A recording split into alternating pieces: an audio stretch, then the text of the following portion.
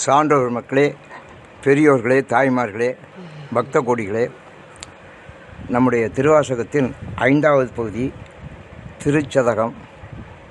இதை ஒரு ஞானதானமாக மிக அருமையான முறையில் பெரிய முத்துராமன் அவர்கள் கனடாவிலிருந்து வந்திருக்கிற காலத்தில் இந்த கொரோனாவினாலே தடைப்பட்டு சிறை இருக்கும் இந்த நேரத்தில் அவர்கள் இந்த சிந்தனை பூங்காவை நடத்தி கொண்டிருக்கிறார்கள்.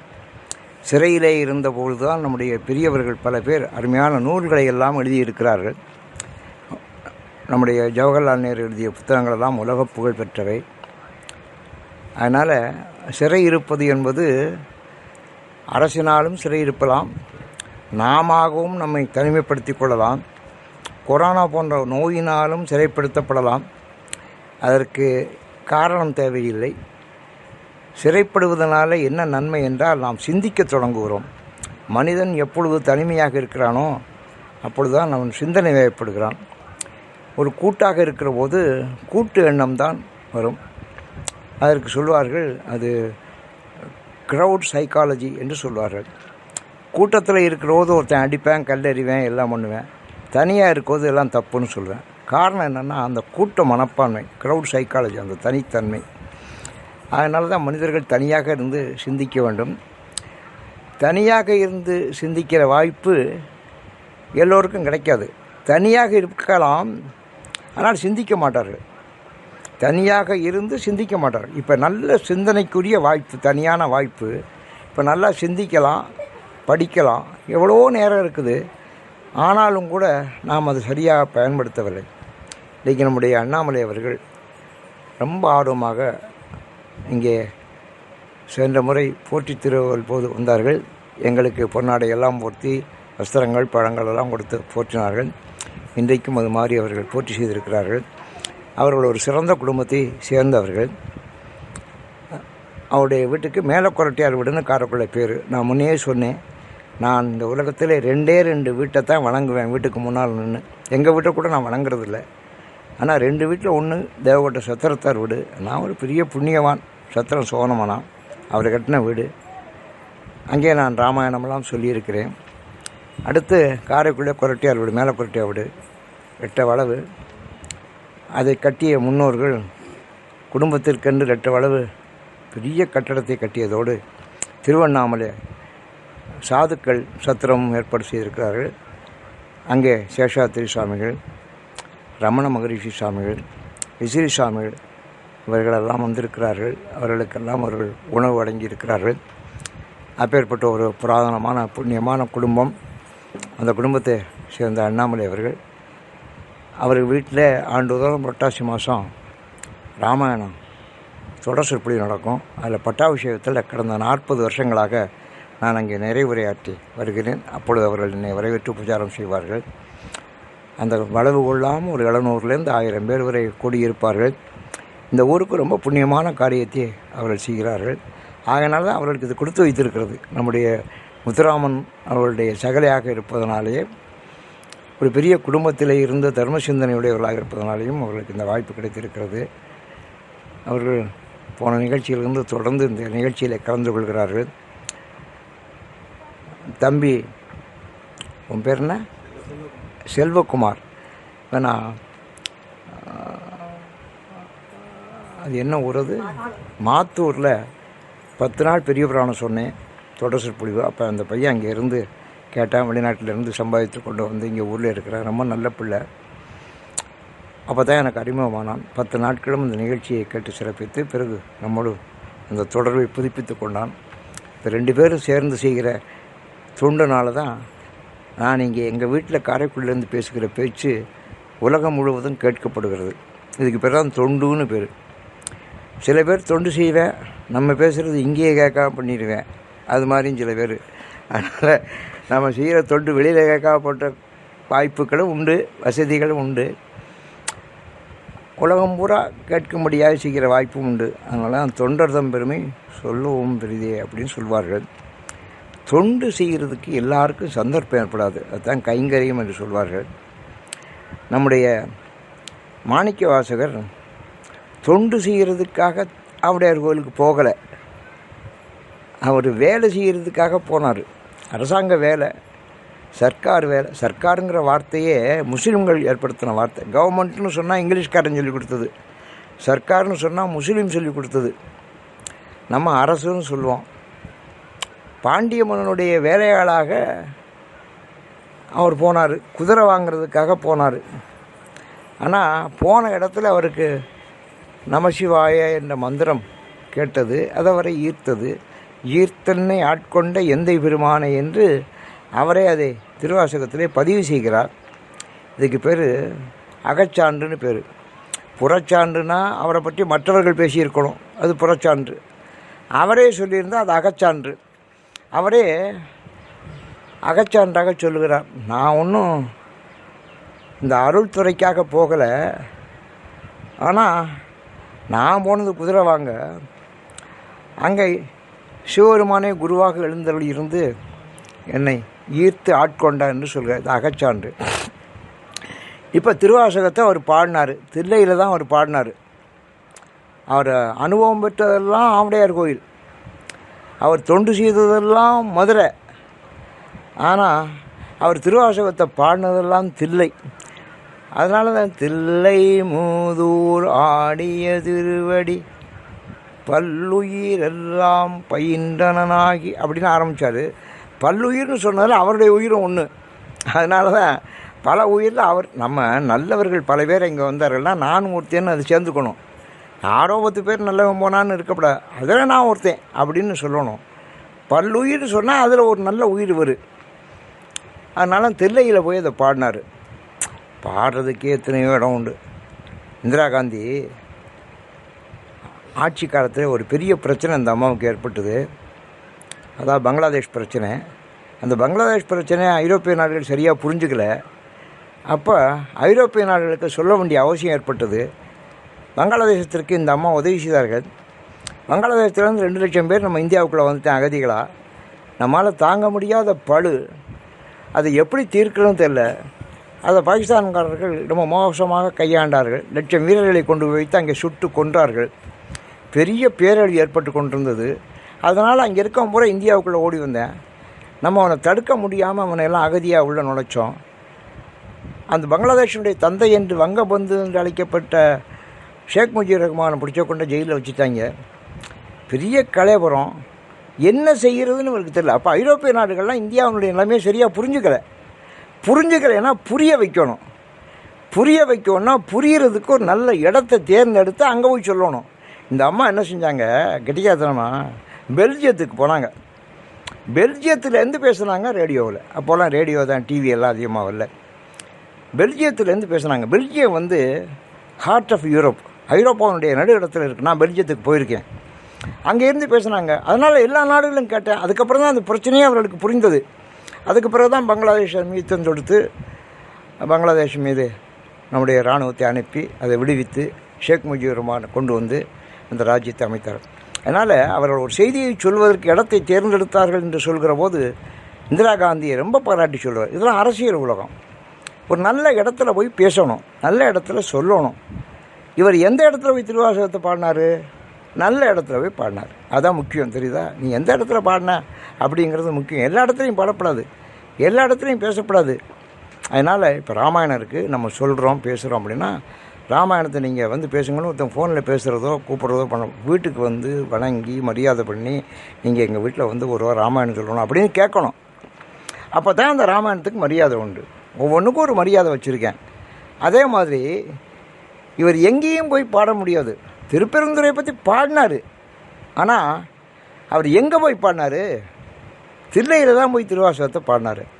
அப்படி தில்லையில் அவர் பாடின போது கீர்த்தி திரு அகவல் நான் சொல்லிட்டேன், போற்றி திரு அகவல் அதுவும் சொல்லிட்டேன். இதெல்லாம் அகவல் பாவலில் பாடப்பட்டது. இதெல்லாம் என்ன? அவனுடைய பெருமையை போற்றுவதும் கீர்த்தியை புகழ்வதும். இதுதான். நீங்கள் திருவாசகம் பூரா இதாங்க. தலைப்பு தான் வித்தியாசம். ஒழிய உலக்குக்கு கிழக்கு மேற்கு கிடையாதுமே. உலக்கு எடுத்து வச்சுக்கிட்டு இதில் எது கிழக்கு எது மேற்குன்னா அதுவே துணூறு உலக்கு. அதில் என்ன கிழக்கு மேற்கு? கிழக்கும் கிடையாது மேற்கு, எல்லாம் ஒரே சின்ன ரவுண்டு தான். உலக்குக்கு கிழக்கு மேற்கு கிடையாது அப்படிமே. அதுமாதிரி ஒரு வெள்ளைக்கட்டி, அந்த வெள்ளைக்கட்டியில் எந்த பக்கம் இனிக்கும்னா எல்லா பக்கமும் தான் இனிக்கும், எந்த பக்கம் தொட்டாலும் இனிக்கும். அது மாதிரி திருவாசகம் எந்த பகுதியை நீங்கள் எடுங்க எல்லாம் அவனுடைய கீர்த்தி தான். அவனுடைய போற்றி தான். இதுதான் அடிப்படை. நீங்கள் ஏதோ ஒவ்வொரு தலைப்பாக 51 தலைப்பு வருதுங்கிறக்காக 51 விஷயத்தை பாடுறாரு பேசுகிறாரு நீங்கள் நினைக்கப்படாது. 51 விஷயமே கிடையாது, ஒரே விஷயந்தான். திருவாசகம் பூரா ஒரே விஷயந்தான். என்ன விஷயம்? சிவபெருமான் ரொம்ப உயர்ந்த இடத்துல இருக்கிறாரு, நான் ரொம்ப தாழ்ந்த இடத்துல இருக்கிறேன். எனக்கு அவனை பற்றி ஒன்றுமே தெரியாது. அவனை தெரிஞ்சுக்கிறதுக்கு முயற்சி பண்ணவெல்லாம் திருமால், பிரம்மா, தேவர்கள். அவர்களுக்கெல்லாம் அவன் தெரியலை, ஆனால் எனக்கு தெரியும்படியாக வந்து நின்னேன். அதனால் நான் அவனை பற்றி பாடுறேன். இதுதான் விஷயம். அவனுடைய பெருமையை நான் உங்களுக்கு சொல்கிறேன். அவன் யார்? தாயிற் சிறந்தவன். நான் ஆறு நாயிற் கடைகட்டவன். அப்போது இது முரண்டுடையன்னு சொல்லுது. உயர்ந்ததை ஒன்று சொல்லி தாழ்ந்ததை ஒன்று சொல்லணும். உயர்ந்தது தான் தாய். தாய்க்கு மேலே உயர்ந்தது உலகத்திலே கிடையாது, தெரியுதா? நம்முடைய ராமானுஜம், கணித மேத ராமானுஜம் கேள்விப்பட்டிருப்பிய 100 வருஷம் ஆச்சு. அவர் சும்மா எஃப்ஏல ஃபெயிலுங்க. அவர் எஃப்ஏனா இன்டர்மீடியட், அதில் ஃபெயிலாக போனவர்.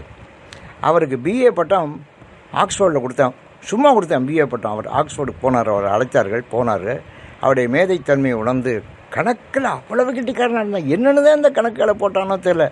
அவருக்கு அல்ஜிப்ரா, ஜாமெட்ரி, கால்குலஸ், ட்ரிக்னாமெட்ரி எல்லாம் தலையில் படம். எப்படித்தான் இவ்வளவு சொன்னார் செஞ்சு ஒரு நோட்டை வச்சு எழுதிக்கிட்டே இருப்பாரான், கணக்குகளை கண்டுபிடிச்சிக்கிட்டே இருப்பாரான். அவருடைய நோட்டை எடுத்து படித்தவன்லாம் மயங்குறேன், என்னடா இது இவ்வளவு எப்படி எழுதினார் கண்டுபிடிக்க. அதுதான் அந்த சிறப்பு, அதான் புலமை, அதான் அருள். உனக்கு எப்படி இப்படி அருள் வந்ததுன்னு கேட்டார்கள், உனக்கு எப்படி இப்படி திறமை புலமை வந்ததுன்னு கேட்டார்கள். அப்போ ராமானுஜன் சொன்னார், நான் எங்கேயும் போகிறதுக்கு முன்னால் எங்கள் தாயை கீழே விழுந்து சாஷ்டாங்கமாக வணங்கிட்டு போவேன், அதான்னாரு. இது எத்தனை பேருக்கு தெரியுது? அவ்வளோ பெரிய மேதை. அவர் வாழ்ந்ததெல்லாம் எவ்வளோ வருஷம் தெரியுமா? 32 வருஷம்தான். சுந்தரமூர்த்தி சுவாமிகள் 32 வருஷம். அது மாதிரி நம்முடைய ராமானுஜம் 32 வருஷம்தான். அவர் சொன்ன ஒரே வார்த்தை, நான் எங்கே போனாலும் எந்த காரியத்தை ஈடுபட்டாலும் எப்பவும் என் தாயை கீழே வந்து கும்பிடுவேன், கோமலத்தம்மாள்னு பேர், அவங்க ஆசீர்வாதம் அப்படின்னு சொன்னாருங்க. இது 100 வருஷம் ஆச்சு. இப்போ எவன் தாயை வணங்குறான்?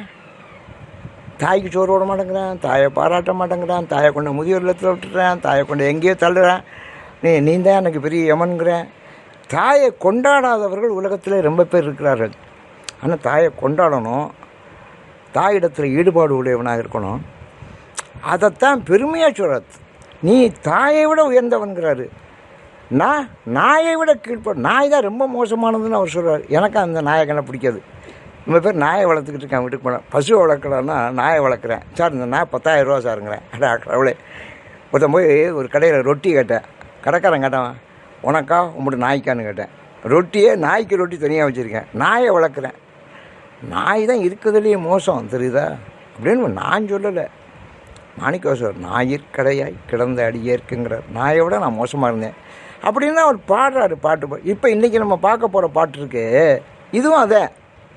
நீங்கள் ஏதோ வித்தியாசமாக நான் பேச போகிறேன் பாட போகிறேன் அப்படின்னா நீங்கள் நினைக்கப்பட. அவரே வித்தியாசமாக பாடலை, கொஞ்சம் கொஞ்சம் ஒரு சிறு புது புது கருத்துக்களை அவர் சொல்கிறாரு. அப்படி சொல்கிறதுனுடைய சில நுட்பங்களை மட்டும் நான் உங்களுக்கு இங்கே சொல்லுவேன். இது திருச்சதகம். சதகம்னா 10ன்னு அர்த்தம், 100ன்னு அர்த்தம். சதகம்னா 100ன்னு அர்த்தம். தசம்னா 10, சதம்னா 100. சதம் அடித்தான்ங்கிறோம்ல, செஞ்சுரி, சதகம் இதெல்லாம் வடமொழி வார்த்தை. 100 பாட்டு, மொத்தம் 100 பாட்டுங்க. 10 தலைப்பு. இதில் இது பதிகம் 5, ஆனால் இது கூட உள்தலைப்பு 10 தலைப்பு. இந்த 10 தலைப்பு அவனுடைய மனசுக்கு தகுந்தாப்பில் கொடுத்துருக்காரு. இந்த 10 தலைப்பு ஒன்று மேலே ஒன்று ஓவர்லேப்பிங்காக வரும்.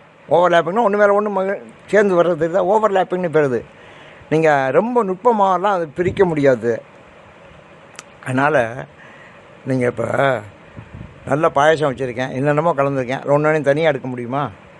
தனியாக எடுக்க முடியும். பாயசம்னு சாப்பிட்லாம், அவ்வளோதான். அது ஒன்றொன்னையும் பிரித்து வர்றான்னா அது எப்படி பிரிக்க வராது. அதே மாதிரி தான் அந்த தலைப்புகளையும் ஏதோ ஒரு தலைப்பு கொடுத்துருக்கிறார்கள். அதுக்குள்ள பூரா விஷயம் ஒன்று தான். என்ன? சிவபெருமாண்டே பெருமை. திருச்சதகம் 100 பாட்டு. 100 பாட்டுனா ஒன்று 4 வரி, சிலது 8 வரியாக போட்டுப்பாங்க. இந்த 4 வரியத்தான் 8 வரியாக போடுறது, நீளமாக வர்றது. எல்லாம் கட்டளை கலித்துறைன்னு பேர். கலிப்பாவில் இது ஒரு வகை, கட்டளை கலித்துறைன்னு பேர். படிக்கிறதுக்கு ரொம்ப நல்லாயிருக்கும். அபிராமி வந்தால் இதெல்லாம் கட்டளை கலித்துறை தான் படிக்கிறதுக்கு. அப்படி ஒரு பாவினத்தில் இவர் இதை பாடியிருக்கிறாரு. இது திருப்பெருந்துறையில் அருளியது. பல ஊர்களில் அவர் பாடியிருக்காரு. இதெல்லாம் தொகுத்து எழுதின இடம் தில்லை. அங்கே ஆடுறாரு. முதல்ல மெய்யுணர்தல்னு ஒரு தலைப்பு கொடுத்துருக்காங்க. முதலாவது மெய்யுணர்தல்னால் ஒரு ஒரு உண்மையை உணர்வது. மெய்யினா உண்மைன்னு அர்த்தம். உண்மையினா இப்போ நம்ம சொல்கிற ட்ரூத்துங்கிற பொருள் இல்லை, சிவஞானம். சரிதா? மெய்யினா சிவஞானம். சிவஞானத்தை நம்ம ட்ரூத்துன்னு எடுத்து, ட்ரூத்து ஃபெய்த்து, ட்ரூத்துனாலும் உண்மை தான், ஃபெய்த்துனாலும் உண்மை தான். ஆனால் அதெல்லாம் இல்லை. இது சிவஞானம். இப்போ பூராவே நம்ம சிவஞானத்தை பற்றி சிவஞானத்தை பற்றி பேசுகிற போது அவர் ஒரு கருத்து சொல்கிறாரு. நான் சிவபெருமானை பார்த்தேன், அவன் எப்படி இருந்தான்னா உடம்பெல்லாம் திருநீரை அணிந்து கொண்டு இருந்தேன். அப்போ கூட எனக்கு அவன் சிவபெருமானு தெரியலேன்னு இந்த பகுதியில் சொல்கிறாரு. அப்போ சிவபெருமானுக்குரிய அடையாளங்களில் மிக முக்கியமான அடையாளம், சைவத்துக்குரிய அடையாளம் திருநீர் பூசு. மெய்யெல்லாம் வெந்நீர் சன்னித்த மேனியன்னு சொல்லுவாங்க. உடம்பு பூரா ஊதி பூசியிருக்காரு, நெற்றியில் பூசியிருக்கிறாரு. அதை பார்த்து கூட நான் அவர் அடையாளம் கண்டுக்கலையே அப்படின்னு அவர் வருத்தப்படுறார். இந்த பகுதியில் தான் அவர் எல்லாம் படுறாரு. முதல்ல பேசுகிறாரு, மெய்தான் அரும்பி விதிர் விதிர்த்து உன் விரையார் கடற்கு என் கைதான் தலை வைத்து கண்ணீர் ததும்பி வெதும்பி உள்ளம் பொய்தான் தவிந்து உன்னை போற்றி ஜெய ஜெய போற்றி என்னும் கைதான் நிகழவிடையன் உடையா என்னை கண்டுகொள்ளே. இந்த ஒரு பாட்டு சொன்னாலே 1 மணி நேரம் உங்களுக்கு போயிடும். நான் திருவாசகத்தில் என்ன 1 மணி நேரம் உங்களுக்கு 1/2 மணி நேரம் பேச போகிறேன்னு எனக்கு தெரியல. திருச்சதகம் அவர் முத்துராமன் சொன்னார், எத்தனை பாட்டு பதியிருந்தீங்க இன்றைக்கி சொல்லி அப்படின்னாரு. அது பேச ஆரம்பித்தா தான் தெரியும் அப்படி சொன்னேன். அதனால் மெய்தான் அரும்பி விதிர் விதிர்த்து உன் விரையார் கடற்கு, அதாவது பகவானை நம்ம வணங்குற போது நம்முடைய உடம்பு எப்படி இருக்கணும், அதுதான் மெய் உணர்தல். மெய் உணர்வுனால் உடம்புலேயும் சில உணர்வுகள் ஏற்படும். அப்படி என்ன உணர்வு ஏற்படுது? மெய்தான் அரும்பி உடம்பில் அப்படி இந்த ரோமங்கள்லாம் குத்திட்டு நிற்குமா. சந்தோஷம் ஏற்படுற போது, ஒரு நல்ல உணர்வுகள் ஏற்படுற போது அந்த காட்சியில் உடம்பில் இருக்க ரோமங்களெல்லாம் அப்படி குத்திட்டு நிற்கும். அதுக்கு தான் மெய்தான் அரும்பி விதிர் விதிர்த்து அப்படியே ஆடும். குளிரில் ஆடுது பாருங்கள், அப்படி விதிர்த்து உன் விரையார் கடற்கு, விரைனா மனம்னு அர்த்தம். உன்னுடைய கடல் இருக்கவர் திருவடி, அது அப்படி மனமாக இருக்கும், மணக்கும். என் கைதான் தலை வைத்து, கையை போய் அவனுடைய திருவடியில் வைக்கணும், அப்புறம் தலையில் வைக்கணும். கைதான் தலை வைத்து கண்ணீர் ததும்பி, அப்படி கண்ணீர் விடணும், கண்கள்லேருந்து கண்ணீர் வடியணும். வெதும்பி உள்ளம் பொய்தாந்த விந்து, உள்ளம் பொய்தாந்த விந்து. இந்த வெதும்பின்னு ஏன் சொன்னார்னா, வெதுப்புற போது அதில் இருக்க ஈரம் போயிடும். வெதுப்புற போது ஈரம் போயிடும். அடுப்பில் ஓட்டு சட்டியில் ஓட்டு வெதுப்புற பாருங்க, வெதுப்புற போது ஈரம் போயிடும். வெதும்பி உள்ளம் பொய்தாந்த விந்து. அப்போ எது இப்போ போகுது? பொய்த விருந்துங்கிற. வெதும்புகிற போது பொய் போகுது, பொய் போகுது, காணா போகுது. எப்படி ஈரம் காணா போதோ, வெப்பத்தில் வைக்கிற போது எப்படி ஈரம் காணா போதோ, அது மாதிரி நம்ம வெதும்புகிற போது பொய் போயிடுது. ஏன்? பொய் உள்ளேயே இருக்குது. நம்ம உடம்புக்குள்ளே மெய் அதிகமாக இல்லை, பொய் தான் அதிகமாக இருக்குது. ஆனால் நாம் பொய்யத்தான் நம்ம பேசுகிறோம். பேசுகிறோம், பொய் தான் பேசுகிறோம். அப்போ ஒருத்தனை கேட்டேன், என்னடா இப்படி பொய் சொல்கிறேன், நீ கேட்குற கேள்வி நிறுத்த நான் பொய் விட்டுருவேன், நீ கேட்டுக்கிட்டே இருந்தால் நான் பொய் தான் சொல்லிக்கிட்டு இருப்பேன் அப்படின்னா. பொய் தான் வருது, எடுத்த உடனே பொய் தான் வருது. அதனால் பொய் தான் தவிர்ந்து. ஏன்னா மெய் வெதும்புகிற போது பொய் போகுது. அதுக்கு தான் வெதுப்பை சொன்னார். வெதும்புதல்ங்கிறது வெப்பம். ஒரு வெப்பத்தினால ஒன்று ஈரம் போகுதுன்னு சொன்ன பாருங்க, அது மாதிரி மெய் வெதும்புகிற போது நம்முடைய உடம்பில் இருக்கக்கூடிய, உள்ளத்தில் இருக்கக்கூடிய பொய் போயிடுது. அது ரொம்ப முக்கியம். பொய் தான். இப்போ நம்ம வீட்டை கூட்டி அழுறோம், கூட்டி அழுறது குப்பை போயிடுதுல்ல. சில பேர் கூட்டி அழுனா குப்பை அப்படி இருக்கும், அது வேறு விஷயம். அப்படி சில பேர் கூட்டுறவங்களும் இருப்பா. கூட்டுனா குப்பை போயிடும், படித்தா அறியாமல் போயிடும், வெதுப்புனா பொய் போயிடும். உடம்பு வெதும்போணும். எதில்? அன்புனால். அப்படி வெதும்பி உள்ளம் பொய்தார்ந்த விந்து உன்னை போற்றி ஜெய ஜெய போற்றி. உன்னை ஜெய ஜெய ஜெய ஜெய ஜெய ஜெய ஜெய ஜெய ஜெய விஜயி போவான்னு பழைய காலத்தில் சொல்வார்கள். அப்படி நான் போற்றுறேன். போற்றி ஜெய ஜெய போற்றி என் கைதான் நெகிழ விடேன் உடையாய். கைதான் நெகிழ விடேன். அப்பா, நான் உன்னை கை தூக்கி கும்பிடுறேன். தலைக்கு மேலே வச்சு கும்பிடணும். சாமியை எப்படி கும்பிடணும்னா, தலைக்கு மேலே 12 அங்குலம் இருக்கணும். கை தலைக்கு மேலே 12 அங்குலம். இப்படி தான் தூக்கி கும்பிடணும் சாமியை. ஆனால் இப்படியெல்லாம் கூட்டங்களில் கும்பிட முடியல. கையை தூக்கினா கையை கீழே ஓடுங்கிறேன், கத்துறேன், பின்னால் இருக்குவேன், கும்பிட விடலை. அப்போ தாயை அப்படி கும்பிடணும், மேலே தூக்கி வச்சு கும்பிடணும். ராஜாவை எப்படி கும்பிடணும் தெரியுதா? இப்படி யார் யாரை எப்படி கும்பிடணும்னு சொல்லியிருக்கிறாரு. தலைக்கு மேலே வச்சு கும்பிடணும். அந்த கை தான் நெகிழ விடேன் அப்படிங்கிறார். அந்த கை வந்து நெகிழப்படாதப்பா. சரி, ரொம்ப நேரம் தூக்கி வச்சுக்கிருந்தா கை வலிக்கும், அதுவாக நெகிழ்ந்துடும். அதுதான் பிளாஸ்டிக்கு நெகிழின்னு பேர் வச்சான் தெரியுதா? அதுவாக நெகிழ்ந்த கையில் பிடிக்கையிலே கீழே விழுந்துடும். நெகிழின்னு பேர் வச்சான், அருமையான பேர். நெகிழ விடேன் உடையாய் உடையவனே. உடையவன்னா அவன் தாங்க எல்லாம். உடையவன்கிற சொல்லுக்கு பொருள் ரொம்ப அதிகம். நம்ம ராஜேஸ்வரர் உடையாரும்பேன். ராஜராஜேஸ்வரனுக்கு உடையாருங்கிற பேர். அதேருந்து வந்து அந்த உடையார் மக்கள்லாம் இப்போ நான் சொல்ல பாருங்க, உடையாருங்கிற ஏனம் அதெல்லாம் அதேருந்து வந்தவர்கள் தான். அதனால் அவனுக்கு உடையார்னு பேர். அங்கே இருக்கிற சாமிக்கே ராஜராஜேஸ்வரம் உடையான் அப்படின்னு பேர். உடையாருங்கிற சொல்லு ரொம்ப ஒரு உன்னதமான பேர், உயர்ந்த. கைதான் நெகிழ விடேன். நான் கையை கீழே விடமாட்டேன். நான் விடமாட்டேங்கிற நீ நெகிழ விட்டுறாதேன்னு அர்த்தம். நான் நெகிழ விடேன்னு அர்த்தம். நீ உடையாய், அது உனக்கு தானே, விட்டா போச்சு. இப்போ நான் பணக்காரனாக இருக்கலாம், என் பிள்ளையும் பணக்காரனாக இருக்கணும். என் பிள்ளை பணக்காரனா இல்லை குறைய போகிறான்னா நான் அவனை விட்டுறப்படாது. அவனை பணக்காரனா பாதுகாத்துக்கணும். புரியுதா? தகப்பனாராக இருக்கிறவன் எப்படி பாதுகாத்துக்கணும்? பிள்ளைய தொழில் பண்ண விடுவேன். அவன் கொஞ்சம் இறங்குறான்னு சொன்னால் இவன் அவனை சப்போர்ட் பண்ணி அவனை தூக்கிடணும். அதான் கை நெகிழ விடக்கூடாது. அவனுடைய பொருளாதார நிலைமை கீழே போகக்கூடாது. அதுக்கு இவன் பாதுகாப்பு கொடுக்கணும். அதான் ரிசர்வ் பேங்க் மாதிரி பாதுகாப்பு கொடு. இப்போ நான் வந்து கையை மேலே வச்சுருக்கப்பா, என்னால் முடியலைன்னா நீ அதை பிடிச்சிக்கணும். நெகிழ விடேன் உடையாய். உடையாயின்னு தான் நீ அவளுக்கு சக்தி உடையவேன். தகப்பனா சக்தி உடையவனாக இருந்தால் பிள்ளை கவராமல் பார்த்துக்கணும். தகப்பனார் பெரிய வசதியாக இருந்து பிள்ளை மோசமாக போனான்னா தகப்பனாருக்கு பெருமை இல்லை. அது தெரியுதா? ஆனால் நான் கீழே வைத்தேன்னா உனக்கு என்னடா பெருமை? உடையாய் என்னை கண்டுகொள்ளேங்கிற. அதனால் என்னை கண்டுகொள்ளேன், என்னை பார்த்துக்கடா, என்னை கண்டுகொள்ளே. அருமையான வார்த்தை, என்னை ரொம்ப பேர் இப்போ கண்டுக்கிறது. நான் என்ன அந்த பக்கம் போனேன், என்னை கண்டுக்கவே இல்லையே அப்படிங்கிறேன். நான் உன்னை என்னையை கண்டுக்கிட்டேங்கிறேன் இவன். அதனால் ஒருத்தர் கண்டுக்கிறது இல்லை, கண்டுக்கணும். உடையாய் என்னை கண்டுகொள்ளே. கொள்ளேன் புறந்தரன் மால் அயன் வாழ்வு குடிகடினும் நல்லேன் எனது அடியாருடல்லால் நரகம் முகினும் எல்லேன் திருவருளால் இருக்க பிரிநிறைவா உள்ளேன் பிரதெய்வம் முன்னே இல்லாத எங்கள் உத்தமன். பிரம்மா திருமால் எல்லாம் உன்னை வணங்கினாங்க, நீ அதெல்லாம் கண்டுகொள்ளலை. ஆனால் என்ன கண்டுகொண்ட? அதனால் உள்ளேன் பிரதெய்வம் அல்லாது எங்கள் உத்தமனே. எனக்கு உத்தமன் நீந்தேன். உத்தமன்னா உயர்ந்தவன் அர்த்தம், அதமன்னா ரொம்ப மோசமானவன் அர்த்தம். நான் ஒரு அதமன், நீ உத்தமன். அதனால் உள்ளேன் பிரதெய்வம் உன்னையல்லாது எங்கள் உத்தமன். நம்ம எத்தனையோ சாமியை கும்பிட்றோம். நான் முந்தைய உங்களுக்கு சொல்லியிருக்கேன், ஒரு சாமியை கும்பிடுவோம், சரியில்லைன்னா அந்த சாமியை விட்டுருவேன், அடுத்த சாமிக்கு போயிடுவேன். ஏன்டானே இப்போ அந்த சாமிக்கு சக்தி இல்லைன்ட்டுருவேன். இப்போ அந்த சாமி வர சரியில்லை அப்படிமே சாமி இவன் இடம் ஓடுவேன்.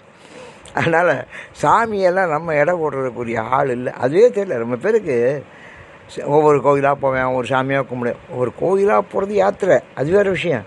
ஆனால் சாமியை இடப்படக்கூடாது. அந்த சாமி சரியில்லை, அதுக்காக இந்த சாமியை கும்பிட வந்தேன். இப்போ இந்த சாமியும் சரியில்லை, இனி எந்த சாமியை கும்பிட்றோன்னு நம்மளே கேட்பேன். அதனால் சாமியெல்லாம் நம்ம இடைவிடப்படாது. உள்ளேன் பிரதெய்வம் உன்னையல்லாது எங்கள் உத்தமனே, எங்கள் உத்தமனே, உன்னையல்லாது நான் வேறு தெய்வத்தை நான் வணங்க மாட்டேன் அப்படிங்கிறாரு. மூவரென்றே எம்பிரானோடும் எண்ணி விண்ணாண்டு மண்மேல் தேவரென்றே இருமாந்து என்ன பாவம் திரிதவரே. இந்தாப்பா மூவர் என்று அவனை பாராட்டுறாரு. பாராட்டுவது நிரந்தரமாய் அருளாய் நின்னை ஏத்த முழுவதுமே தவமே புரிந்திலேன். நான் என்ன தவம் பண்ணப்பா? தன்மலரிட்டு முட்டாதிரங்கேன். பூ போட்டு கும்பிடணுங்கிறது உங்களுக்கு முன்னாடியே நான் சொல்லியிருக்கேன். அதான் பூசைன்னு பேர். சாமிக்கு ரொம்ப முக்கியம் பூவும் நீரும். ஜலம்பூவோடு தூவம் மறந்தறியேன்னு படுவார் அப்பர் சுவாமி. ஜலமும் பூவும் தான் ரொம்ப முக்கியம். முதல்ல ஒரு சொட்டு தண்ணி ஊற்றணும், ஒரு செம்பு தண்ணி ஊற்றணும், அப்புறம் 2 பூ போடணும். நான் தன்மலர் இட்டு முட்டாதிரங்கி நான் 2 பூ போட்டேன். நான் உடனே இது வரைக்கும் நான் கும்பிட்டேன்னா தவன் முஞ்சியலை, பூ போட்டும் கும்பிடலை. அவமே பிறந்த அறிவினை என்ன? எனக்கு எவ்வளோ வினை இருக்குது, எவ்வளவோ வினைகள் நான் செய்த தீவினைகள். அதனால் அவன்தான் பாவம்தான் என்னுடைய பிறப்பு. அதனால் சிவமே பெரும் திரு எய்திட்டிலேன். உன்னை அடையிறதுக்கு, முக்தி அடைவதற்கு, மோட்சத்தை அடைவதற்கு உரிய பெரும் பேர் எனக்கு கிடைக்கல. அதனால் சொல்கிறாரு, நிரந்தரமாய் அருளாய் நின்னை ஏத்த முழுவதுமே. மார்களற்கு அன்பு எனக்கு, உனக்கு அன்பு உன் திருவழியில் அன்பை நான் பூ சூட்டலை. ஆனால் அன்பை சூட்டலாம்ல. அந்த அன்பையாவது எனக்கு கொடு, அதை நான் சூட்டுறேன். உன் வார்களுக்கு அன்பு, அதையாவது நான் சூட்டுறேன். எனக்கு அருளாய், எப்படி நிரந்தரமாய் அருளாய்ங்கிறாரு. நீ ஏதோ இன்றைக்கி 4 பூ போட்டுவிட்டு அப்புறம் நாளான்னைக்கு பூ இல்லைங்க. இப்போ பூ வாங்குறாப்புல இருக்குது. பூவே என்ன விலை விற்கிது? அந்த காலத்தில் பூன்னு சொன்னால் பூ அப்படின்னா சாதாரண அர்த்தம். அந்த பூவே இப்போ வாங்க முடியலை, தெரியுதா?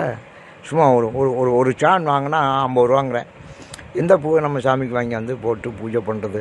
அதனால் அப்புறம் புகை, ஊதுவத்தி, சூடம், ஜலம் பூவோடு தூபம் மறந்தறியேன்னாரு.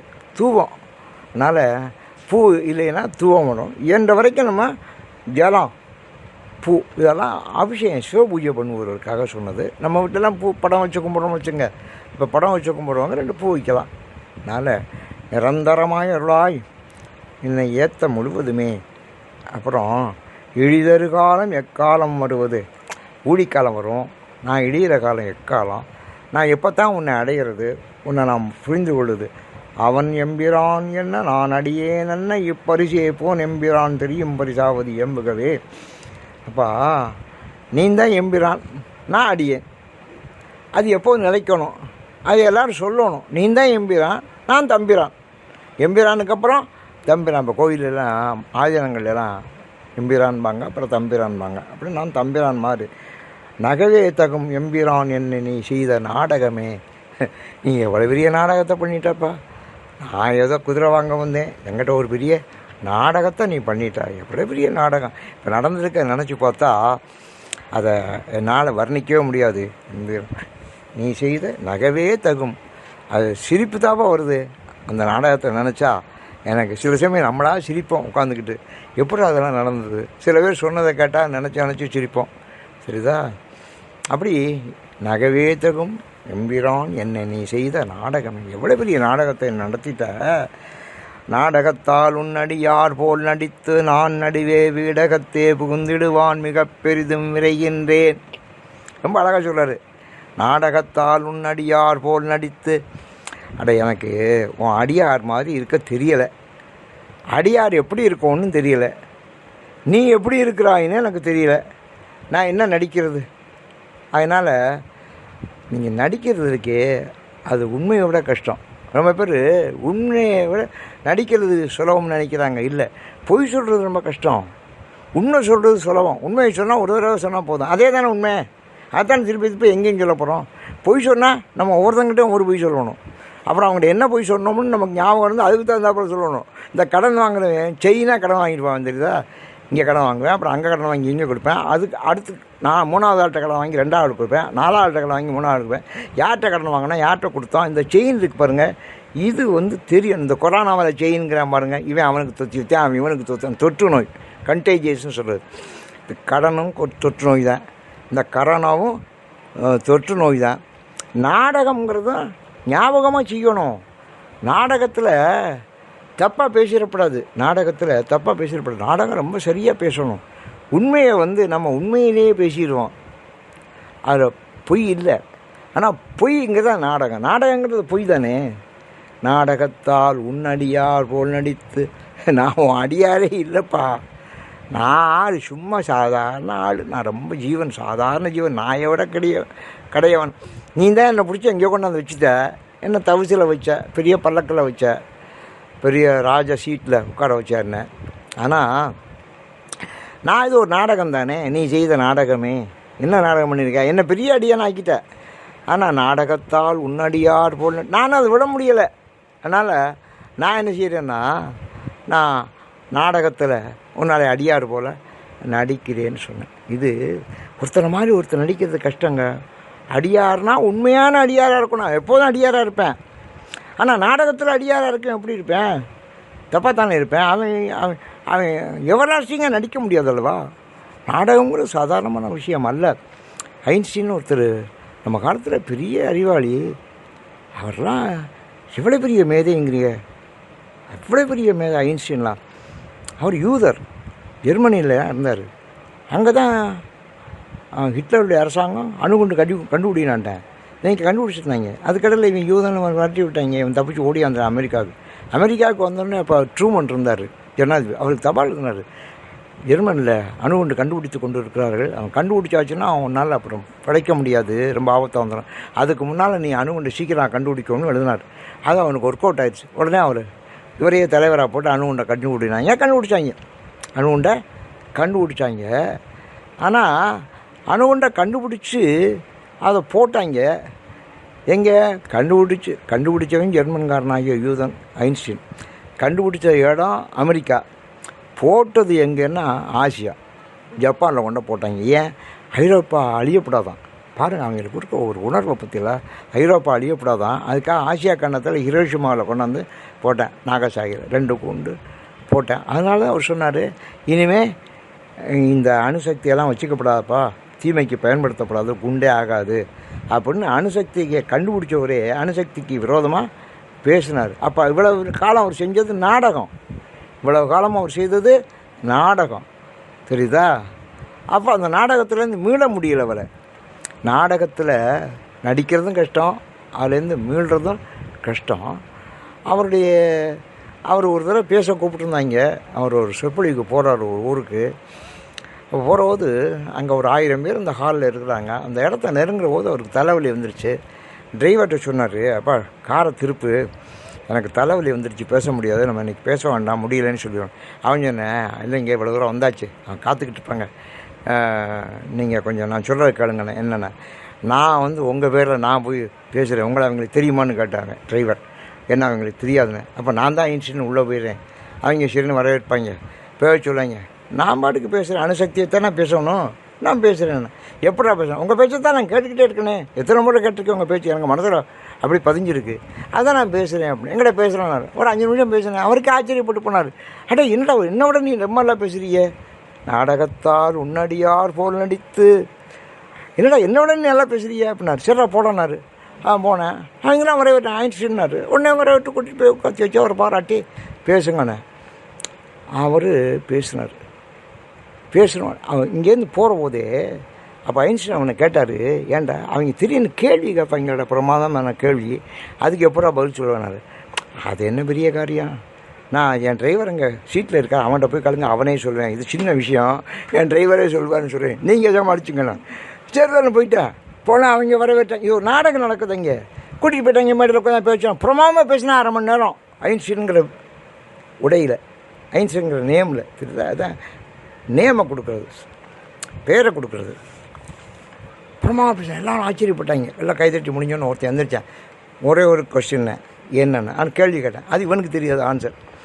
ஒரே ஒரு கொஸ்டின். அவன் சொன்னான், this is a very simple question which can be answered even by my driver, you please go and ask ஹிம்னு சொன்னேன். இது சின்ன கேள்வி, இதுக்கு பதில் என் டிரைவரோட சொல்லிடுவேன், என் டிரைவர் சீட்டில் இருக்கான், அவன்கிட்ட போய் கேளுங்க. அவன் உடனே 10 பேர் சேர்ந்து போனாங்க. டிரைவர்னா ஐன்ஸ்டீன் சீட்டில் படுத்துருக்கிறாரு, டிரைவர் சீட்டில். அவன் இது ஒரு சிம்பிள் கொஸ்டின் அவர் ஐன்ஸ்டீன் சொல்கிறாரு, நீ டிரைவரே சொல்லியாமல சொல்லியானே. அவன் திஸ் இஸ் வெரி வெரி சிம்பிள்னு சொல்லிட்டு அவர் ஆன்சர் சொன்னார்.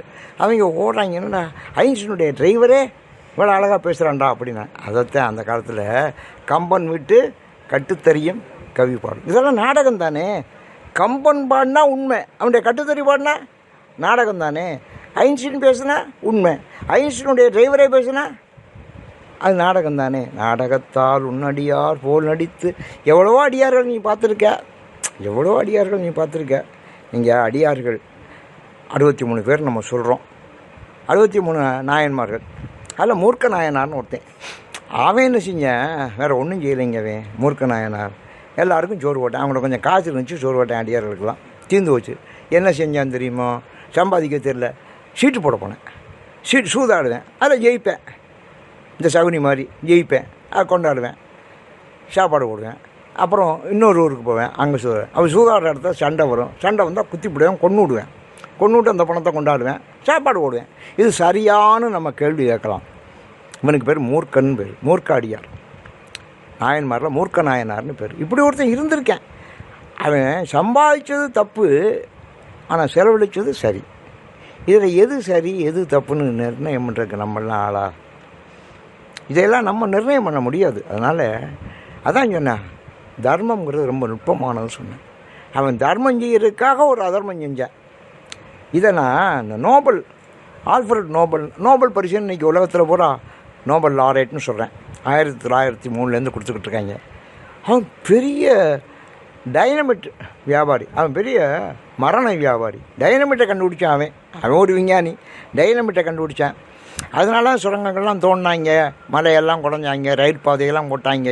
எல்லா நாடுகளும் அவங்ககிட்ட அந்த டைனமிட்டை வாங்கினாங்க. அதனால் பெரிய கோடீஸ்வரன் உலகத்தில் அன்றைக்கி அவன் தான் கோடீஸ்வரன். அவன் பார்த்தேன், நம்ம செஞ்ச பெரிய தப்பு. நம்ம சம்பாதிச்சது சரிதான், எப்படியும் சம்பாதிச்சிடும். ஆனால் அது நன்மைக்கு பயன்படுதான்னு எனக்கு தெரியல. அவளை யுத்த காலத்தில் பயன்படுத்துகிறான், குண்டு போடுறேன், ரொம்ப அடியுது. அதனால் நம்ம என்ன செய்யலாம்னா, இதுக்கு பிராயச்சித்தமாக ஒரு பரிசு ஏற்படுத்தணும். உலகத்திலேயே மிகப்பெரிய தொகை அவன் சம்பாதிச்ச தொகையெல்லாம் ஒரு சாலிட்டாக வச்சு அதுலேருந்து 5 பரிசுகளை கொடுத்தேன். உலகத்தில் கோடிக்கணக்கான ரூபா ஒருத்தனுக்கும் 8 கோடி 10 கோடி 15 கோடி 20 கோடி டாலர் வருது இந்த பரிசு. அப்படி கொடுத்தான் அவன். அதனால் அவன் செஞ்சது தப்பு, ஆனால் கடைசியாக முடிவு லாபம். சரிதா? அவன் ஒரு மூர்க்க நாயனார் தான். இன்றைக்கி நோபல் லாரேட்னா அது மிஞ்சி இன்றைக்கி ஒருத்தன் அவ்வளோ பெரிய பரிசு தொகையை வைக்க முடியல. இப்போ sir C V Raman Nobel பரிசு வாங்கினார். அதனால அவருக்கு பேர் நோபல் லாரேட். சரிதா? அதனால் அதெல்லாம் நடிக்கிறது தானே. நடிப்புனா முதல்ல சம்பாதிச்சார், அப்புறம் தர்மம் பண்ணார். நடுவில் உள்ளதெல்லாம் நடிப்பு தானே. நாடகத்தால் உன்னடியார் போல் நடித்து நான் நடுவே வீடகத்தே புகுந்திடுவான் மிக பெரிதும் விரைகின்றனர். இப்போ அடியார்களுடைய நோக்கம் என்ன? வீடு பேர் அடையணும். வீடு பேருனா மோட்சத்தை. நான் என்ன செய்கிறேன்? நான் ஒன்றும் அடியார் இல்லை, வீடு பேர் கிடையாது. ஆனால் நான் என்ன செய்கிறேன்னா, உன்னுடைய அடியார் போல் நடிக்கிறேன். அப்படி போய் உள்ளே புகுந்துறேன். ஊடகத்தே புகுந்துடுவான். தெரியுதா? அதனால் ரொம்ப ஆடகச்சீர் மணிக்குன்றே இடையரா அன்புனக்கன் ஊடகத்தே நின்றுருக தந்தருள் எம் அம்மானே உடையானேங்கிறார். ஊடகத்தில் நான் புகுந்து வரப்போகிறேன். தெரியுதா? அப்போ எனக்கு நீ அருள் புரிவாயாக. நாடகத்தில் நடிக்கிற மாதிரி நான் நடிக்கிறேன், ஆனாலும் எனக்கு நீ விட தந்தருளை வேண்டும் அப்படின்னு கேட்கிறார். யானேதும் பிறப்பஞ்சேன் இறப்பதனுக்கு என்கடவேன். எப்படி பாட்டு தெரியுமா அந்த பாட்டு? யானேதும் பிறப்பஞ்சேன். சரி, நான் அப்படிலாம் பண்ணுறதுனால எனக்கு பிறப்பு வரலாம். தப்பு பண்ண நடித்தா உள்ளே புகுந்தா தெரியாமல் ஊடகத்தே புகுந்து போகிறான்னா அது எப்படி? அதெல்லாம் தப்பு தானே. அப்படி தப்பு பண்ணால் பிறப்பு வரும். அப்படின்னா யானேதும் பிறப்பஞ்சேன். நீங்கள் சொல்கிற பிறப்பு வரும்னு. அட கடவுளே, இந்த பிறப்புக்காக நான் அஞ்ச போகிறேன். யானேதும் எந்த பிறப்பு நீ கொடுத்தா என்ன? மனுஷனாக பிறக்கலாம், மாடாக பிறக்கலாம், எருமையாக பிறக்கலாம், மணிக்குட்டியாக பிறக்கலாம், எதுவாக பிறந்தானே. யானேதும் பிறப்பஞ்சேன். சரியப்பா, அப்புறம் இறக்கணுமே. இறப்பதற்கு என் கடவேன். அதெல்லாம் நான் என் கைக்குள்ளே இருக்குது. என் கடவேன் நான் அதெல்லாம் என் கைக்குள்ளே இல்லைப்பா. அது பாட்டுக்கு ஏதோ நடக்குது. பிறப்பதற்கே அஞ்சாத நான் இறப்பதற்கு அஞ்ச போகிறேன். அதனால் வானேயும் பெரில் வேண்டேன் மண்ணாழ்வான் மதித்து மிரேன். வானேயும் பெரில் வேண்டேன். சரி, நான் உனக்கு சொர்க்கம் தர்றேங்கிற, எனக்கு அது கூட வேண்டாப்பா, நான் அதுக்காக இவ்வளோ பண்ணுறேன். மண்ணாழ்வான் மதித்து மிரேன். சரி, ராஜ்யத்தை மண்ணே ஆடுறது அதுவும் எனக்கு பெரிய விஷயம் இல்லைப்பா. வான் வந்தாலும் எனக்கு பெருசும் இல்லை, மண்ணாலும் பெருமை. தேனையும் மலர்கொண்டு சிவனையும் பெருமானியம் மானேவன் அருள் பெருநாள் என்றன்றே வருந்துவனே. ஒரே வருத்தம் தான், உன்னுடைய உண்மையான அருள் எனக்கு எப்போ கிடைக்கும்? உண்மையான பூரணமான அருள் எனக்கு எப்போ கிடைக்கும் அப்படின்னு அதுக்கு தான் அவர் ஆமாறும் திருவடிக்கே அகங்குழையே நண்புரைகேன். உன் திருவடி, அதுக்கு நான் அகம் குழையணும், அன்பு உருகணும். அதான் திருவாசகத்துக்கு உருகாதார் உருவாசகத்துக்கு முருகாதான். அப்படி அன்பு உருகணும். பூமாலை புனைந்தேத்தியேன். ஒரு நாளாக நான் பூமாலை புனைஞ்சிருக்கேன் உனக்காக. பூ எடுத்து தொடுத்து உனக்கு போட்டிருக்கேண்ணா. பூமாலை புனைந்தேத்தியன் புகழ்ந்துரையேன். உன்னை நான் ஏதாவது பாடியிருக்கேண்ணா? இவ்வளோ பாட்டு போடுறாரு இப்போ. ஆனால் அவனை பார்த்து சொல்கிறாரு, நான் உன்னை ஒரு நாளாக புகழ்ந்துரைச்சிருக்கேண்ணா? கிடையாது அப்படின்னு சொல்கிறாரு. வானாகி மண்ணாகி வழியாகி ஒளியாகி, இதான் அவனுடைய புகழ்ச்சி. தெரியுதா? சிவருமானுடைய புகழ்ச்சி என்னென்னா, வானாகி மண்ணாகி வழியாகி ஒளியாகி ஊனாகி உயிராகி உண்மையுமாய் இன்மையுமாய் கோனாகி யான் எனது என்று அவரவரை கூத்தாட்டு வானாகி நின்றாய் என்று சொல்லி வாழ்த்துவனே. ஒன்றை நான் என்னப்பா சொல்லுவேன்? எல்லாம் உலகத்தில் இருக்க பிரபஞ்சமே நீந்தாப்பா. நான் தான் எல்லான்னு சொல்ல பாருங்க. அவனை நீ கூத்தாட்டுற, அவனை பிடிச்சி ஆட்டுற. அந்த காலத்தை காசி கட்டி குருவின்னு ஒன்று இருக்கும், அதை பிடிச்சி தலையில் நெத்தியில் கொஞ்சம் முடி இருக்கும், அதை பிடிச்சிக்கிட்டு அப்படி ஆட்டினோம்னா ஆடும். குருவியை பிடிச்சி ஆட்டினா ஆடுது. அது இப்போ அந்த குருவியெல்லாம் நான் சிறுபள்ளியில் இருக்கும்போது நாங்கள் எல்லாம் வாங்கிடுறோம். காசி கட்டி குருவின்னு பேர். மண்ணுக்குள்ளேருந்து திடீர்னு இந்த மழை காலத்தில் வரும். அதை பிடிச்சி ஆட்டினா ஆடுனா ஆடும். அப்படி நீ என்னை கூத்தாட்டுறப்பா, கூத்தாட்டுவானாகி நின்றாய் அண்ணா, உன்னை நான் என்னப்பா சொல்லி வாழ்த்த போகிறேன் அப்படின்னு சொல்கிறேன். வாழ்த்த பருத்துடுவான் யானும் முனை பரவுவனே, நீ என்னுடைய பிறப்பினை அறுக்கணும். அதான் என்னுடைய விரவுவார் மெய்யன்பின் அடியார்கள் மேன்மேலும் அறவுவார் கடலினைகள் காண்பாரோ அறியானே, விரையார்ந்த மலர் தூவேன். நான் உனக்கு மலர் தூவேன். மலரை பற்றி தான் சுவாமியை வணங்குறதுக்கு மலர்களைத்தான் தூணும் அப்படிங்கிறத ரொம்ப நல்லா சொல்கிறாரு. அதுக்கப்புறம் மனத்தில் இருக்க சுற்றர், அது மனத்தில் 2 பாட்டு, அது 20 பாட்டு படிச்சிட்டோம். 3வது பாட்டு, நீ பள்ளத்தால் ஒரு புனலின் கீழ் மேலாக புதைத்துருகும் அவனுக்கு என்னை ஆண்டாய். தண்ணி இருக்கே, தண்ணி எப்போவும் பள்ளத்தை நோக்கி தான் போவோம். இதில் சில பழமொழிகள்லாம் நிறைய கையாளுவார். அதில் ஒன்று, எப்போவும் தண்ணி கீழ் நோக்கி போவோம், நெருப்பு மேல் நோக்கி போவோம். நீங்கள் நெருப்பு மூட்டினா மேல் நோக்கி தான் போவோம், தெரியுதா? ஆனால் தண்ணி கீழ் நோக்கி போவோம். அப்படி கீழ் நோக்கி போகிற உணர்வு என்னுடைய உணர்வு. நான் பள்ளத்துக்கு நோக்கி போகிற தண்ணீர் போன்றவன் நான். அதனால் நீ என்னை ஆண்டாய். நீ என்னை எதுக்காக ஆண்டாய் அப்படின்னா, பேயனேன் இதுதான் என் பெருமை என்று. மோசமான ஆள்னா பேயனேன், ஆனால் நீ என்னை ஆண்டு உண்டாய். அது உன்னுடைய பெருமை இல்லை. நீங்கள் கிருஷ்ண பரமாத்மா அஸ்தினாபுரத்துக்கு போகிறாரு. அஸ்தினாபுரத்துக்கு அன்றைக்கி ராஜாவாக இருக்கும் துச்சாதனை. அவன் பெரிய மாளிகை ஏற்பாடு இருக்கேன். கிருஷ்ண பரமாத்மா தூது வர்றாரு, கிருஷ்ணா உனக்காக பெரிய மாளிகை ஏற்பாடு இருக்கேன், நீ இங்கே தங்குங்கிறேன். அவர் இல்லைன்னு விதரண வீட்டில் போய் குடிசையில் தங்குறாரு. அது ஒரு சின்ன குடிசை, அங்கே போய் தங்குறாரு. ஏன் தங்குறாரு? அரண்மனையை விட்டுவிட்டு குடிசையில் தங்குவானே அப்படின்னா, இதுதான் என் பெருமை என்றே. அதான் பெருமை. பகவான் நான் பேயன், இந்த உடம்பு பேய் உடம்பு, இதுக்குள்ளே நீ உட்காந்தியே, அதான் உன்னுடைய பெருமை. வண்ணந்தான் அது காட்டி வடிவு காட்டி. வண்ணம் வடிவு இது ரொம்ப முக்கியம், தெரியுதா? இந்த வார்த்தை சாதாரண வார்த்தையே இல்லை. இதெல்லாம் பெரிய கவிஞர்கள் தான் இந்த மாதிரி வார்த்தைகளை போட முடியும். வண்ணந்தான் அது காட்டி வடிவு காட்டினார். நீ உன்னுடைய வண்ணத்தையும் காட்டின, உன்னுடைய வடிவத்தையும் காட்டின. மலர்கடல்கள் அவை காட்டி உன்னுடைய திருவடிகளையும் காட்டினார். வழியற்றேனை திண்ணந்தான் பிறவாமற் காத்தாட்கொண்டாய். இனிமே எனக்கு பிறப்பு இல்லை அப்படிங்கிறதுக்கு நீ உறுதி சொல்லிட்டாப்பா. உன்னை என்ன சொல்லி நான் பாடுவேன்? சிந்தனின் தனக்காக்கி நாயினேன் கண்ணினின் திருப்பாத போதுக்காக்கி வந்தனையும் அம்மலர்க்கி ஆக்கி மாக்குன் மணிவார்த்தை காக்கி. அப்படி என்னெல்லாம் சொல்ல பாருங்க. சிந்தனை உனக்கு, என்னுடைய கண் பார்வை உன்னுடைய திருவடிகளுக்கு, என்னுடைய வந்தனை நான் போற்றுவது அந்த திருவடிகளுக்கு, என்னுடைய வார்த்தைகளெல்லாம் 5 புலன்கள் ஆற நான் சொல்கிற எல்லா வார்த்தைகளும் உனக்குத்தான். உள்ளே புகுந்த இச்சி மாலமுத பெருங்கடலே மலையே, உன்னை தந்தனை செந்தாமரைக்காடனை எமேனி தனிச்சுடரை 2 மினி தனிய நேர்க்கே. செந்தாமரைக்காடனை மேனி உன்னுடைய மேனி, நீ எனக்கு அந்த மேனியை, அந்த திருவடிகளை, அந்த சுடரை, அந்த ஒளியை எனக்கு நீ தந்துட்ட. ஆனால் நான் அந்த உலகத்தில் எனக்கு ஒரு புனை இருக்கணும், ஒரு தெப்பம் இருக்கணும், தெரியல? ஒரு தெப்பம். இப்போ நீங்கள் 2 நாளைக்கு முன்னால் அந்த கடலுக்கு மீன் பிடிக்க போனவங்க, ராமநாதபுரத்துலேருந்து ராமேஸ்வரத்துலேருந்து போனவங்க 4 பேர் கடலுக்குள்ள விழுந்துட்டேன். அதில் தேடி போனாங்க. ஒருத்தனை பிடிச்சிட்டாங்க. மணிக்கணக்காக மிதந்துக்கிட்டு இருக்கேன், அவனை பிடிச்சிட்டாங்க. எப்படா தப்பிச்சாருன்னு கேட்டான். நான் ஒரு பிளாஸ்டிக் கூடையை பிடிச்சிக்கிட்டேன், பிளாஸ்டிக் டப்பி, பெரிதா பெரிய டப்பி, பிளாஸ்டிக் டப்பி இருக்குது, அதை பிடிச்சிக்கிட்டு மிதந்தானா அவங்க என்ன ஆனான்னு தெரியாது. மணிக்கணக்காக கடலுக்குள்ளே கிடைக்கேன், அதை பிடிச்சிக்கிட்டேன். அப்போ ஏதாவது ஒன்று பிடிச்சிக்கிட்டா தான் கடலுக்குள்ளே படைக்க முடியும்.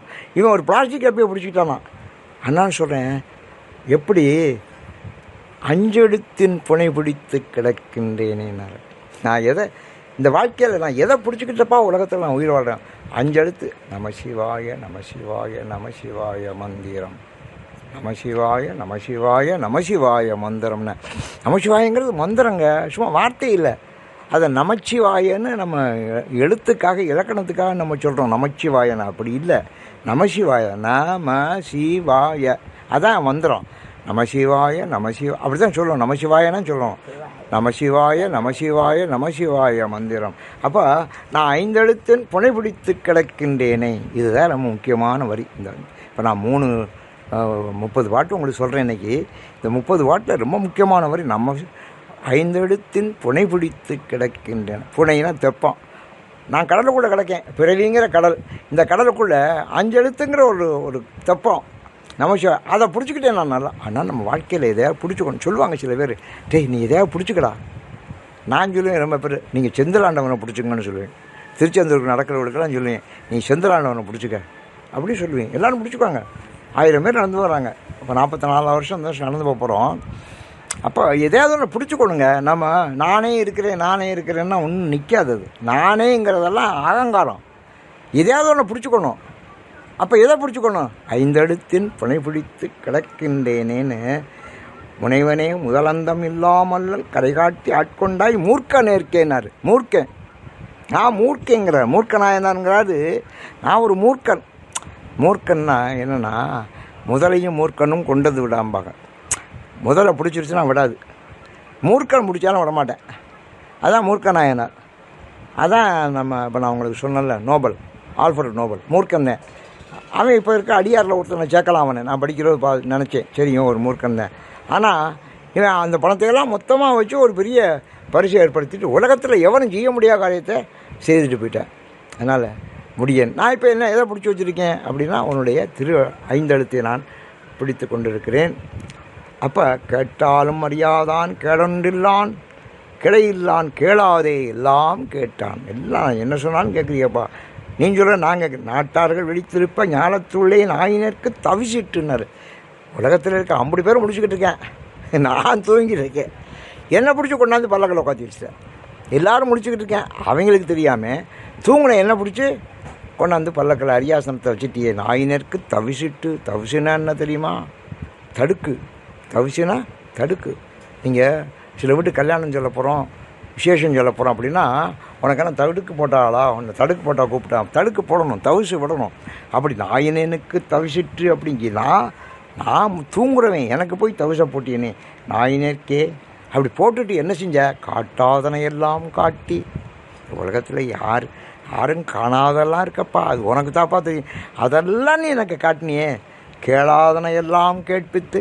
இவ்வளவெல்லாம் கேட்க, இப்போ நீங்கள் இதை உட்காந்து கேட்குறீங்க, இது பெரிய பாக்கியம் இல்லையா? அது இதை நீங்கள் எங்கே போய் கேட்க போறீங்க? வீட்டுக்கு போயாச்சுன்னா நமக்கு வேலை ரெடியாக காத்துக்கிட்டு. பொண்டாட்டி எங்கள் ஆள் 10 வேலை வச்சுருக்கா. நம்ம அதை பார்க்கத்தான். நம்ம புள்ள 10 வேலை இருக்குது, பொண்டாட்டி 10 வேலை வச்சுருக்கா, ஊரில் 10 வேலை வச்சுருக்கு. நமக்கு இதெல்லாம் படிக்கவோ கேட்கவோ கிடையாதுங்க, காட்டவோ நமக்கு ஆள் இல்லைங்க. காட்டாதனையெல்லாம் காட்டுவித்தான், கேளாதனையெல்லாம் கேட்பித்து மீட்டையும் பிறவாமல் காத்தாட்கொண்டான். இதான் ரிசல்ட்டு. ஏன்டா இவ்வளோ எனக்கு காட்டினேன்? இப்போ இங்கேருந்து காசிக்கு போகிறோம், அங்கே இருக்கிறவங்களாம் காட்டணும். நாங்கள் இங்கேருந்து நடந்து போனோம் ராமேஸ்வரம் காசிக்கு நடந்து போனோம். அவ்வளோ இடத்தையே நான் காட்டினேன். எல்லோரும் ஆச்சரியப்பட்டாங்க. இதெல்லாம் தெரியாதவங்களுக்கு போய் காட்டினதேன். கேளாததெல்லாம் நம்ம கேட்க வச்சோம், சொன்னோம். அப்போ அதனுடைய பலன் என்னென்னா, மீட்டையும் பிறவாமற் காத்து ஆட்கொண்டான்.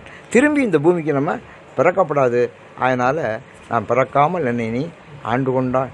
தேவர்கோரியாத தேவதேவன். அவனுடைய பெருமை என்ன? நான் சொன்னேன் உங்களுக்கு ஆரம்பத்திலே. அவனுடைய பெருமையை சொல்கிறதேன். இதான் 30வது பாட்டு. தேவர்கோ அறியாத தேவதேவன். தேவர்கோன்னா ஆறு? இந்திரன். அவனுக்கே இவனுக்கு தெரியாது. தேவர்களுக்கெல்லாம் ராஜாவன், அவனுக்கு ஈஸ்வரமனம் தெரியாது. ஏன்னா அவன் பார்க்கல. தேவர்கோ அறியாத தேவதேவன். அவன் தேவர்கோ, இவன் தேவதேவன். செழும் பொழில்கள் பறந்து காத்து அழிக்கும் மற்றை மூவர்கோனாயின்று முதல் நன்மூர்த்தி. அவன் தான் தோற்றுவிக்கிறேன், காக்கிறேன், அழிக்கிறேன். மூணுக்கும் அவன் தான். பிரம்மா விஷ்ணு சிவன் 3 வரையும் தோற்றுவித்தவன் அவன்தான். மூதாதை மாதாளும் பாகத்தி எந்த யாவர்கோன் என்னையும் வந்து ஆண்டு கொண்டான். எல்லாருக்கும் கோன் தேவர்கோன், எல்லாரையும் அவன் தான் உற்பத்தி பண்ண சிவருமான். அவன் என்னையும் வந்து ஆண்டு கொண்டான். அதான் அவருக்கு ஆச்சரியம். நான் எதில் சேர்ந்தவன்? அப்படி இருக்கிற என்னை வந்து நீ ஆண்டு கொண்டியே. யாமார்க்கும் குடியெல்லோம் யாது மஞ்சோம். நீ என்னை ஏற்றுக்கொண்டதுனால இப்போ என்ன, நான் யாருக்கும் பிரஜை இல்லைங்கிறாரு. உன்னை தவிர நான் யாரோ மாதொரு பாகன், யாதொரு தெய்வம் கண்டீர் மாதொரு பாகன் வருவானுங்க. நான் என்ன தெய்வமும் எனக்கு தெரியாதப்போ ஒன்று தப்பா தெரியும். அப்படி தெரிஞ்சதுனால யாமார்க்கும் குடியெல்லோம், நாம் யாருக்கும் பிரஜை இல்லை, நமனை அஞ்சோங்கிறாரு. யாது மஞ்சம், எதுக்கு அஞ்சோம்? இந்த வரி யார் விட்டு வரி தெரியுமா? அது திருநாவுக்கரசர். அவரை தூக்கி கடலில் போட்டேன், அவரை தூக்கி சுண்ணாம்பு கலவையில் போட்டேன். மேலேருந்து உருட்டி விட்டேன், என்னென்னமோ பண்ணேன். அப்போ சொன்னார், யாமார்க்க முடியலும் உங்களை ராஜா கூட்டிகிட்டு வர சொன்னான்னு சொன்னால் இங்கே வந்தவங்க நான் யாருக்கும் பிரஜை இல்லைனார். உன்னை ராஜா கூப்பிட்டு வர சொன்னார்னு நான் யாருக்கும் பிரஜை இல்லை சொல்ல முடியுமா? மகேந்திரவர்மன் பல்லவன் ராஜா, காஞ்சிபுரம் மன்னன், அவன் பிடிச்சாடானே, பிடிச்சாட 10 பேர் வந்தாங்க, வாடா அவனை ராஜா கூப்பிட்றான், நான் யாருக்கும் பிரஜை இல்லையாடா சொல்ல முடியுமா? நாமார்க்கும் குடியெல்லாம், டேய் நீ ராஜாவை எதுக்குற, ஆபத்து உனக்கு அப்படின்னு நமனை அஞ்சோம்னாரு. நான் நமனுக்கு எமனுக்கு அஞ்ச மாட்டேன். உன்னை ஜெயிலில் போடுவார், நரகத்தில் இடர்படுவோம், உனக்கு துன்பம் தான், நடலை இல்லோம், உனக்கு இனிமேல் காவல்களை ஏமாப்போம், உனக்கு கஷ்டம்தான், பிணி எறியோம், உனக்கு இனிமேல் துன்பம் தான். துன்பம் எனக்கு தெரியாதுங்கிறார். அதனால் தின்ன பின்ன யாருக்குடா நீ பிரஜை என்ன? தாமார்க்கும் குடியெல்லாம் தன்மையான, யாருக்குமே குடி இல்லை, அவன் தான் சிவருமா, அவனை தான் அதுதான் இவரும் சொல்கிறார். இவன் யாருக்கும் ஆள் இல்லை, இவன் தான் எல்லாருக்கும் ஆள். அதனால் அப்பேற்பட்ட சிவருமானுக்கே நான் அடிமை என்ற அவசியம். அந்த வரியை அப்படியே நாமார்க்கும் குடியெல்லாம் யாதும் கொஞ்சம்ங்கிறார். அந்த வரியை ஏன் அப்படியே எடுத்து போட்டார் அப்படின்னா, அவருக்கு பின்னால் வந்தார். அவர் 7ஆம் நூற்றாண்டில் வாழ்ந்தார். இவர் அதுக்கப்புறம் வந்தவர் நம்முடைய மாணிக்கவாசகர். அதனால் அந்த காலத்தில் ஒரு இலக்கணம்னா நம்முடைய பெரியவர்கள் சொன்னதை சொல்கிறது, அந்த கருத்தை, அந்த வார்த்தைகளையே அப்படியே கையாளுறது. அவருடைய மொழியும் பொன்னைய போல் போற்றல். அவருடைய கருத்து மட்டுமல்ல, அவருடைய மொழியும் பொன்னைய போல் போற்று, அதை சொல்கிறார். அவருக்கு பின்னால் வந்தவர் என்பதனால் அந்த கருத்தை அவர் எடுத்தாள்றார். யாமார்க்கும் குடியெல்லாம் யாதுமஞ்சோம் மேவினோம் அவனடியார் அடியாரோடும். இப்போ முடிவு என்ன சொல்கிறாரு, நான் அடியாரோடு சேர்ந்துட்டாப்பா, மேவினோம்னா சேர்ந்தாச்சு, அந்த கலந்தாச்சு. மேவினோம் அவனடியார் அடியாரோடும், அடியார் அடியாருக்கு அடியார், அடியார் அடியார், எல்லா அடியாரோடையும் நான் போய் சேர்ந்துட்டப்பா, நீங்கள் நம்மளோட சேர்ந்துருக்க பாருங்கள். மேவினோம் அவனடியார் அடியாரோடும். இல்லைன்னா இந்த வாய்ப்பு ஏற்படுமா உங்களுக்கு? நல்லா யோசிச்சு பாருங்கள். எங்களோடலாம் வந்து பழகிறதுக்கு சந்தர்ப்பமெல்லாம் சாதாரணமாக கிடைக்காது. ஏன்னா நாங்கள்லாம் ஒரு அளவில் அந்த ஏரோப்ளான் ஒரு ஹைட்டில் பறக்குது பாருங்கள், ஆல்டிடியூட். ஏரோப்ளானுக்கு ஆல்டிடியூட் தான் கொடுப்பேன். நீ இன்னும் ஆல்டிடியூடில் பறந்தவான்னு சொல்லுவேன் சிக்னலில். அந்த ஆல்டிடியூடில் பறந்தால் தான் உன்னோட ஒன்று மோதாது. ஆல்டிடியூட் ரொம்ப முக்கியம். அப்படி நாங்கள்லாம் ஒரு ஆல்டிடியூடுக்கு வந்துட்டோம். அப்போ எங்கள் ஆல்டிடியூடுக்கெல்லாம் நீங்கள் வர்றது கஷ்டம், வர்றது ரொம்ப கஷ்டம், ஆல்டிடியூடுக்குள்ளே வர முடியாது. அப்போ அதுக்கே கடவுளுடைய கருணை வேணும். உங்களுக்கு பாருங்கள், ஏகன் அநேகன் திருவாசகம், அந்த குரூப்பு முத்துராமன், அந்த அமைப்பில் நீங்கள் பெரிய குடும்பம், தர்மம் செஞ்ச குடும்பம், அந்த பையன் நல்லா பெரிய புராணம் கட்டுவேன். அதனால் பாருங்கள், இந்த அமைப்பில் வந்து சேர்ந்துருக்குறீங்க. 1000 பேர் சேர்ந்துருக்காங்கன்னா அவனடியார் அடியாரோடும் மேவினோம் அவனடியார் அடியாரோடும். அடியாரோடு சேர்றதுக்கே அது ஒரு சாதாரணம் இல்லை. மென்மேலும் குடைந்தாடி ஆடுவோமே. மேலும் மேலும் நம்ம அதை விடாமல் குடைந்தாடினா, தண்ணிக்குள்ளே விழுந்தால் நல்லா விழுந்து விழுந்து குடிக்கணும். தண்ணிக்குள்ளே விழுந்துட்டு சில பேர் ஒழுங்காக குடிக்காம அங்கே போய் மோந்து ஊற்றி குடிச்சிக்கிட்டு இருப்பேன், தெரியுதா? தண்ணிக்குள்ளே போய் மோந்து ஊற்றி குடிப்பேன். குடைந்தாடி ஆடுவோமே அப்படின்னு அதை அந்த 3வது பாட்டம் 3வது பத்தை முடிக்கிறாரு. இதோடு நம்ம இன்றைக்கி நடத்திக்குவோம். அதனால் இது இனிமேல் தொடரும். இது அடுத்தது அப்புறம் அதாவது ரொம்ப அவசரப்பட்டும் பேசக்கூடாது. இது பேசுனா அது என்ன விஷயம்னு புரியணும். இப்போ ஒரு 30 வாட்டுக்கு எனக்கு தெரிஞ்ச அளவுக்கு உங்களுக்கு நான் வியாக்கியானம் பண்ணியிருக்கிறேன். இது பூரா சிறப்பு தான். இன்னும் சிவருமானுடைய சிறப்புகளை சொல்லக்கூடிய பகுதிகள் நம்ம இயன்ற வரைக்கும் நம்ம தொடர்ந்து சொல்லுவோம் என்று சொல்லி இந்த நிகழ்ச்சிக்கு சிறப்பித்த அண்ணாமலைக்கும் நம் தம்பிக்கும் மற்ற அனைவருக்கும் என்னுடைய நன்றியை தெரிவித்து, இதை கேட்கிற உலகம் முழுதும் இருக்கக்கூடிய அன்பர்களுக்கும், இந்த நல்ல ஞான காரியத்தை செய்கிற ஞானதானத்தை செய்கிற முத்துராமனுக்கும் அனைவருக்கும் நன்றியும் நல்வாழ்த்துக்களும் கூறி இந்த அனைவருக்கும் நன்றி கூறி அமைகிறேன். வணக்கம், நன்றி.